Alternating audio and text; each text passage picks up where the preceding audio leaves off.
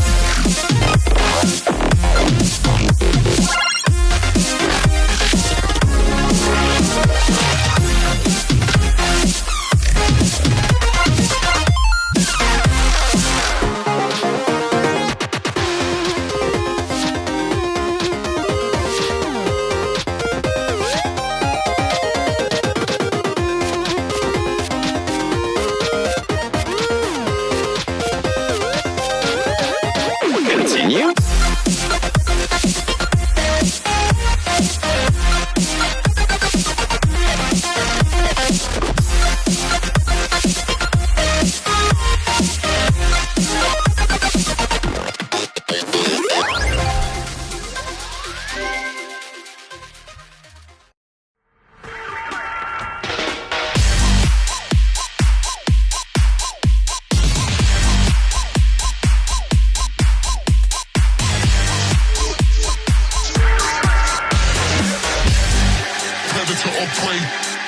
Predator or prey, knock him out, knock him out.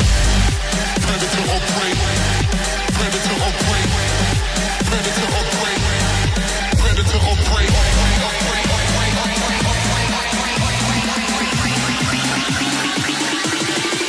Knock him out.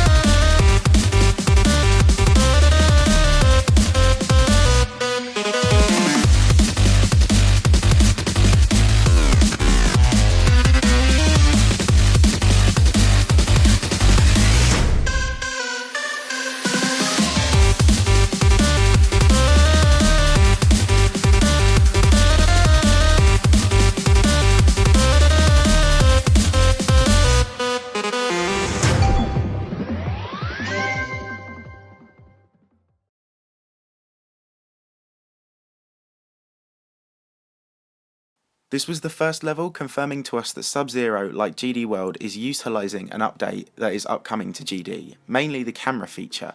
Press start wasn't that hard, so the camera alterations were quite basic, but I personally found them annoying. It felt quite irritating, especially on an iPad, to have the camera moving in and out. However, it was only really annoying in this level. I really liked the boss fight, that was pretty cool. I had an annoying death at 91%, which wasn't great, but this wasn't a particularly hard level, so it only took me a few attempts. The final part of the level was interesting, the direction change trigger and the first look at it we got, and I must admit it looks cool, but I'm glad there was more to the level after that and the level didn't just end there. Generally, Press Start was a very complete level, not too hard but not too interesting as a result. I give it a 6 out of 10. Level 2 drove me nuts when doing a practice run, but it was definitely my favourite out of the three. This is definitely RobTop's signature level in this game, as demonstrated by that rub words dotted around the map. This level isn't even that hard, but it stressed me out way more than it should have. I don't particularly like memory parts though, and GD is moving more towards a memory game with these new 2.2 features in place. Knock'em reminded me a lot of Meltdown at the start, with the wave parts too. I found the interlude bit with the dark fade and the direction change annoying, and like level 3 some of the timings were irritating. The parts of the second drop looked really cool, and I like the ending with the back to front spider, but generally I don't like the neon black style. It just feels like an easy to create style that Rob can be lazy with.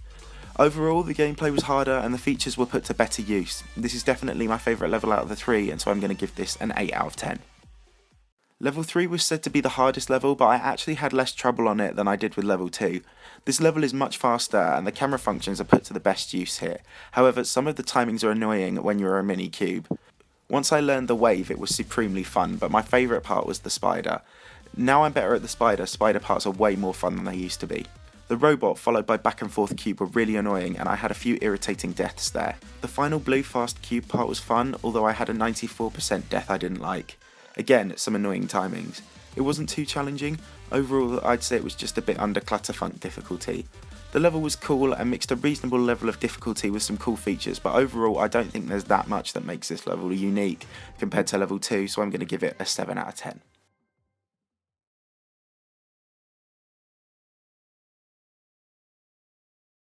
Remember when Draconia Army predicted that 2.2 would have 3 levels? Well, I would have been more than satisfied if these were the 3 levels we got. RobTop has certainly listened to our Geometry Dash World criticisms. These levels were not boring or too easy. They were unique, fast-paced and tricky in parts. It's a shame that the game took me about 30 minutes to complete, but to small-time and non-full version players this should provide a decent amount of entertainment. The levels were well made, but to be honest I still don't think it was enough given what we as a community deserved. We got an insight into 2.2's features and I have to say I don't like the camera features. GED is becoming a completely different game now, and I think the camera features are a big part of the transitions. I'm not criticising it, as some will like it and Viperin and the gang will do great things with it, but generally I personally don't like these camera controls a great deal. The back and forward gameplay is agreeable enough, kind of put me on edge in a few places though. Some of the decoration was good, but there was nothing out of this world. RobTop really saved himself with the complexity of gameplay. At least this time it looks like he gave a damn when designing the app. Overall, SubZero isn't a bad game and I was quite happy with the experience. I still stand by what I said however, that RobTop is a sellout. The amount of ads and double ads in this game are obscene. But looking past that, if he carries on some of what he showed us tonight and then some into the levels of 2.2 along with the new features, I will go into the New Year's update a happy man. I thank you very much for watching and I hope you did enjoy the video. If you did, please smash that like button, and if you're new around here, please consider subscribing.